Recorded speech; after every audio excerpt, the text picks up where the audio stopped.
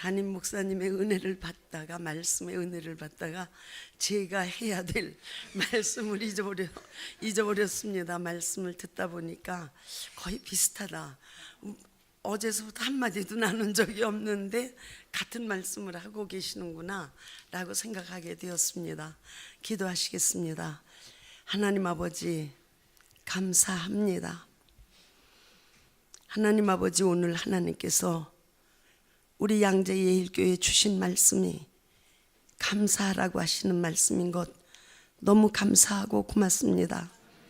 우리 주 예수 그리스도께서 남자들만 5,000명이 넘는 많은 사람들을 앞에 놓고 저들이 배고플 때에 보리떡 5개와 물고기 2마리로 그들을 먹이고도 12광주리를 남기셨습니다.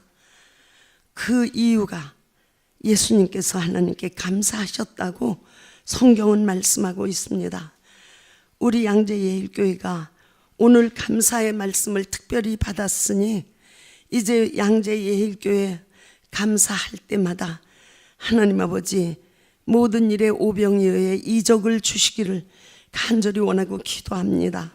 감사를 통해서 성도들에게 오병이어의 이적이 일어나게 도와주시옵시고, 감사를 통해서 예수님을 드러내는데 오병이어의 이적이 나타나게 도와주시옵시고, 우리 양재예일교회 재정에도 감사할 때마다 오병이어의 이적이 나타나게 도와주시옵시고, 우리 양재예일교회가 감사할 때마다 선교에도 하나님께 영광 돌림에도 오병이어의 이적이 나타나도록 도와주시옵소서. 아버지, 하나님께 감사드리고 축복하기를 원합니다. 성령 이 시간에 함께하여 주시옵소서. 예수님 이름으로 기도합니다. 아멘. 축복의 말씀을 드리고 싶어서 준비를 하려고 하는데 막 축복하고 싶은 마음이 급해서 준비를 하는데 안 되더라고요. 그런데 하나님께로부터 받은 깨달음이 있어요. 너는 기도도 안 하고 준비하냐? 그래서 급히 기도하러 갔습니다. 기도하러 가서 회개를 하면서 내 마음에 축복하고 싶은 것을 내놓으면 되는 것이 아니로구나. 하나님께서 하시고 싶으신 말씀이 있을 때 그것을 제가 중간 역할로 잘 받아서 전달을 하는 것이 참된 축복하는 말씀이 되겠구나 라고 생각을 했습니다. 그랬더니 하나님께서 계시록 3장 7절에 빌라델피아 교회의 말씀을 양재교회에게 주시는 말씀으로 저는 분명히 깨닫고 전하게 된 것입니다. 그래서 빌립보서 3장 7절서부터 13절까지를 제가 또박또박 여러분에게 읽어드리겠습니다. 여러분들 들으시고 저도 다시 들으면서 우리 교회에 주시는 하나님의 축복의 말씀이 무엇인가를 감사함으로 받아가질 수 있게 되시기를 바랍니다. 빌라델피아 교회의 사제에게 편지하기를 거룩하고 진실하사 다윗의 열쇠를 가지신 이 곧 열면 닫을 사람이 없고 닫으면 열 사람이 없는 그이가 가라사대 볼지어다 내가 내 앞에 열린 문을 두었을 때 능히 닫을 사람이 없으리라. 내가 내 행위를 아노니 내가 적은 능력을 가지고도 내 말을 지키며 내 이름을 배반치 아니하였도다. 보라, 사단의 회 곧 자칭 유대인이라 하나 그렇지 않고 거짓말하는 자들 중에서 며칠 내게 주어 저희로 와서 내 발 앞에 절하게 하고 내가 너를 사랑하는 줄을 알게 하리라. 내가 나의 인내의 말씀을 지켰은즉 내가 또한 너를 지키어 시험의 때를 면하게 하리니 이는 장차 온 세상에 임하여 땅에 거하는 자들을 시험할 때라.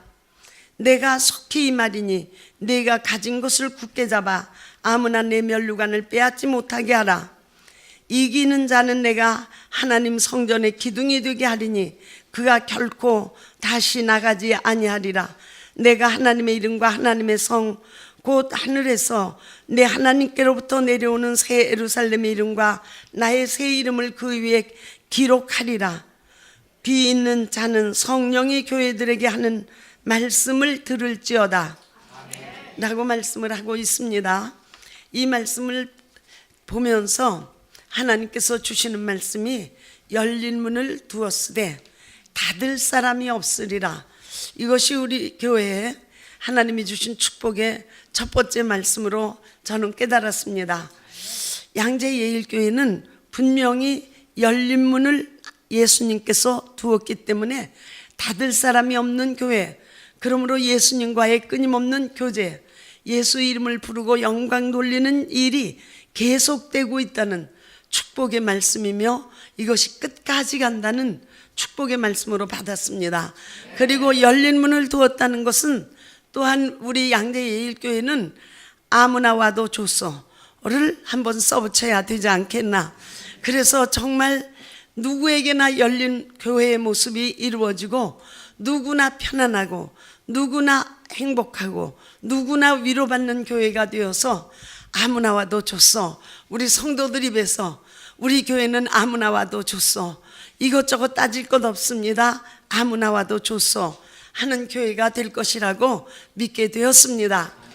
두 번째는 내가 적은 능력을 가지고도 예수님의 말씀을 지키며 예수 이름을 배반치 아니하였다는 것입니다. 사실은 계시록의 2장서부터 7교회에 대한 그 7교회에 대한 칭찬과 또 7교회에 대한 경계의 말씀을 주셨는데 이 빌라델피아 교회는 책망이 없습니다.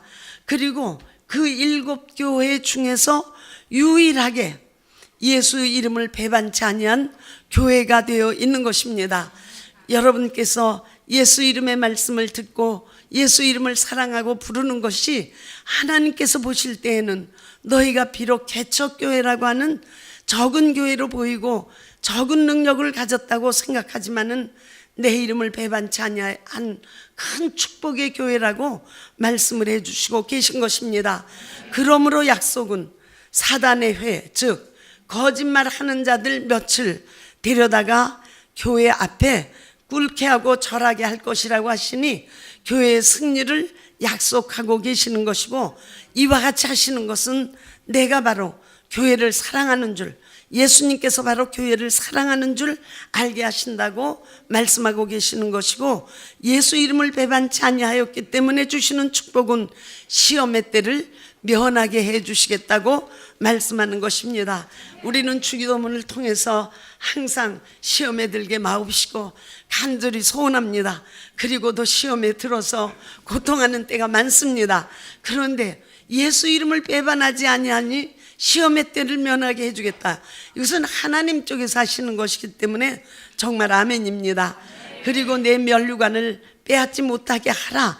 이것은 끝까지 달리는 자가 되라는, 끝까지 가는 자가 되라는 또한 말씀인 것입니다. 예수 이름은 우리의 면류관이 되는 것입니다. 이 면류관을 그 누구도 빼앗지 못하도록 예수 이름을 사랑하고 사랑하는 신앙의 속도를 늦추지 말라고 말씀해 주시는 것입니다. 그러면 성전의 기둥이 되게 하리라. 많은 목사님들이 이 말씀을 참 부러워합니다. 성전의 기둥이 되는 것이 무엇인지 모르지만 기둥 그러면 중심을 탁 잡는 것이 되지 않겠습니까? 그리고 성전이라 그러면 온 세상 예수 믿는 모든 사람의 모임이 다 같이 모였을 때를 얘기한다면 거기에 기둥이 될 수 있으니까 어떤 교회의 건물이 큰 거 부러워할 것 하나도 없고 파이프 오르간 있는 것도 부러울 것이 하나도 없겠습니다. 성전의 기둥이 되게 하리라. 이 말씀을 붙들고 나아갈 수 있지 않겠습니까? 이 요한계시록을 기록한 당시에 빌라델피아 지역에는 큰 지진, 소아시아 지역이거든요. 큰 지진이 있었고 3번의 엄청난 지진으로 주위가 다 폐허가 되었는데 놀라웠게도 빌라델피아 교회의 기둥, 성전과 기둥은 하나도 다치지 아니하고 그대로 버티고 있었던 것입니다.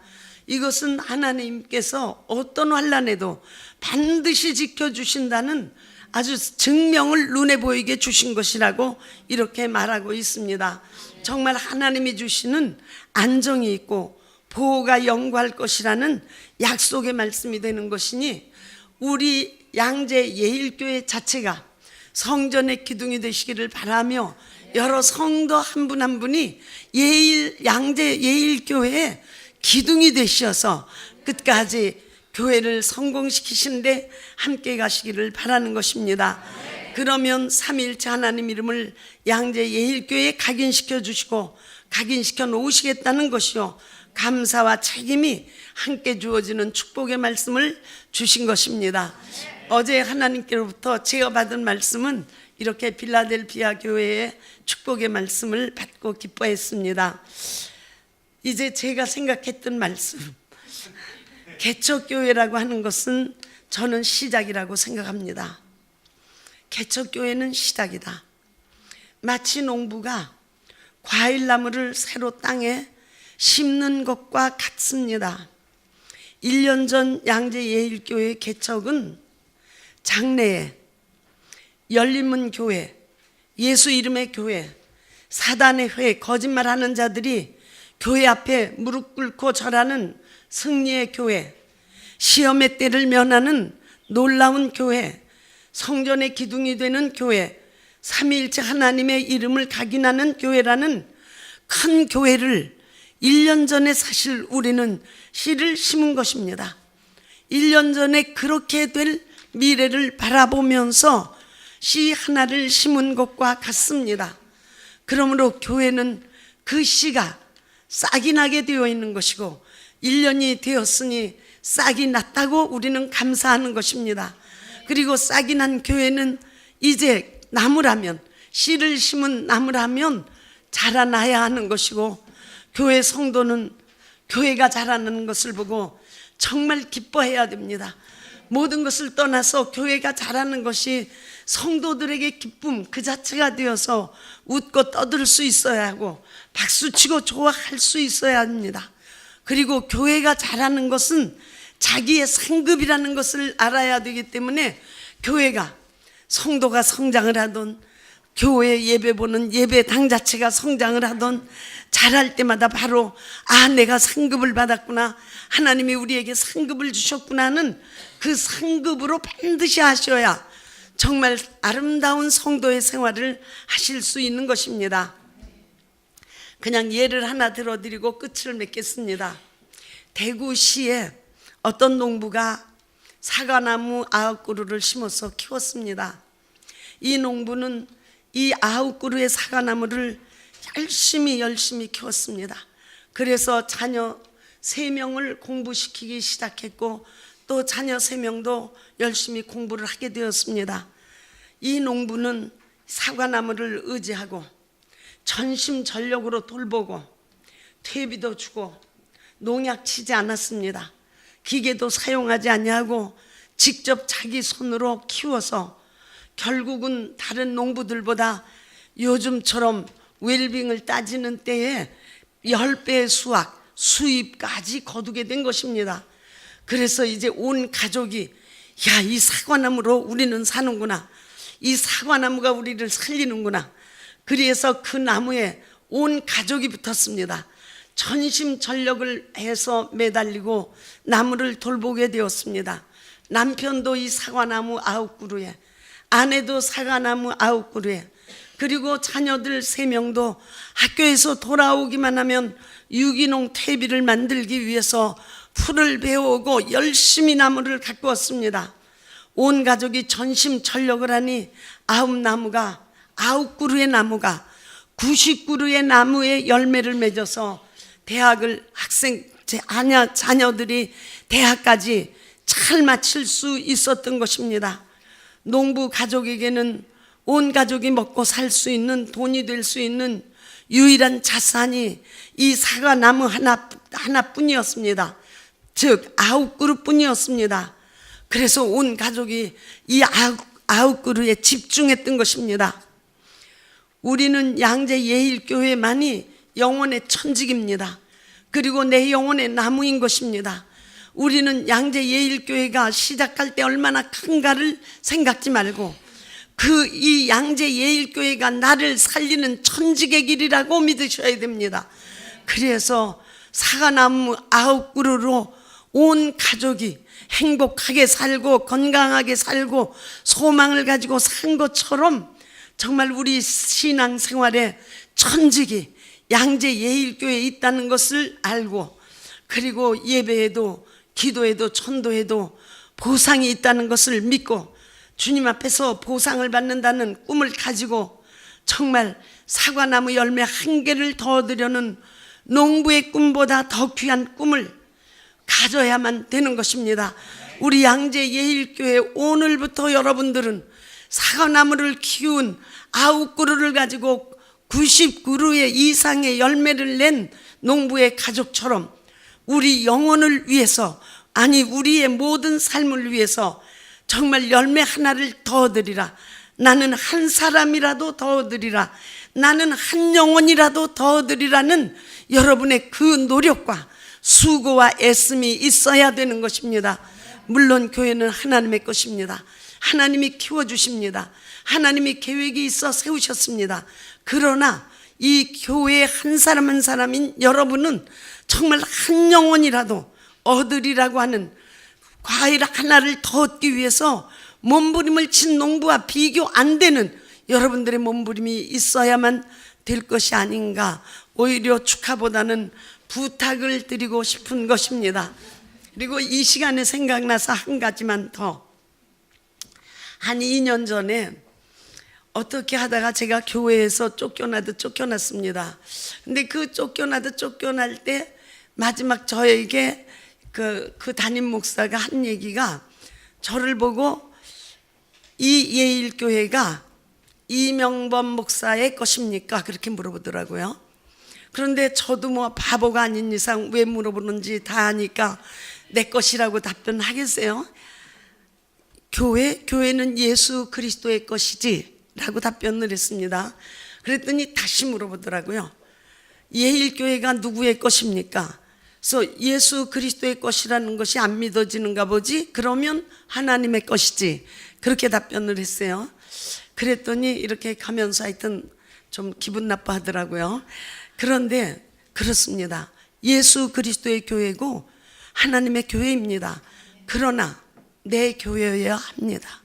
사실 그때 나는 나를 나쁘게 만들려고, 나를 해치려고 물어봤기 때문에 나는 내 교회라는 얘기를 안 했습니다. 그렇게 했다가는 문제가 생길 것이니까 그걸 감당할 수 있기에는 너무 벅찰 것 같아서. 그러나 우리는 교회는 예수 그리스도의 교회인 걸 너무 잘 압니다. 그리고 예수 그리스도께서 교회의 머리이시고 우리는 그 지체인 건 너무 잘 압니다. 그렇지만 여러분 마음에는 양재 예일교회는 내 교회. 그래서 이제는 양재자 많이 붙이지 마시고 내 교회, 우리 교회, 내 교회, 우리 교회, 거기에 진짜 사랑이 있습니다. 오늘날 같이 비난만 하려고 할 때는 사도 바울도 이단입니다.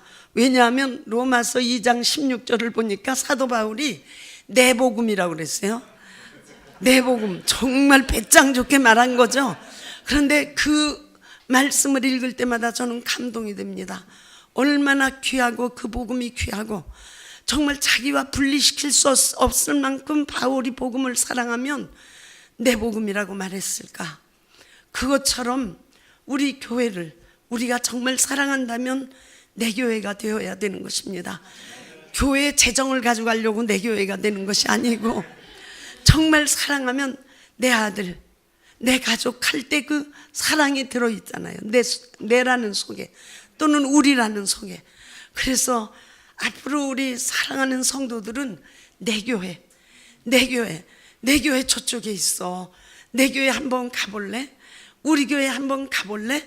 하는 이런 교회를 부르는 명칭이 좀 달라졌으면 좋겠습니다. 그리고 그렇게 되어야 우리 담임 목사님을 부를 때에도 김천 목사님, 당연히 김천 목사님이세요. 이름 바뀔 리도 없고. 그러니까 우리 목사님이 되어야 되는 것입니다. 우리 목사님, 내 목사님, 우리 목사님, 우리 목사님께서 이렇게 말씀하셨어. 우리 목사님이 이러셨어. 이렇게 될 때 우리 양재 예일교회 이제 1년을 넘어서는 이때부터 좀 더 큰 열린문의 교회가 되어서 예수님과의 교제, 성도와의 교제, 새로 오시는 성도와의 교제가 아름답게 이루어지실 것으로 믿고 축복을 드립니다. 감사합니다.